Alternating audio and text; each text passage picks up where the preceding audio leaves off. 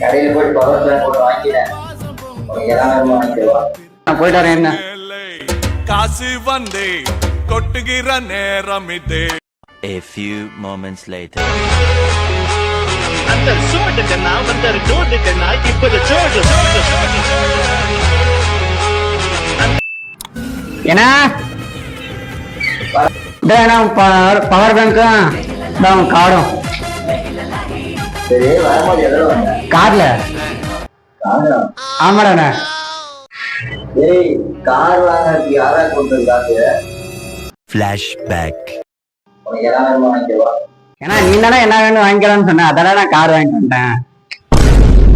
முடிச்சு விட்டீங்க. அண்ணன் என்ன தம்பி என்ன சொந்தம் என்ன பந்தம் என்ன சொல்லடி எனக்கு பதிலை. நன்றி கொன்ற உள்ளங்க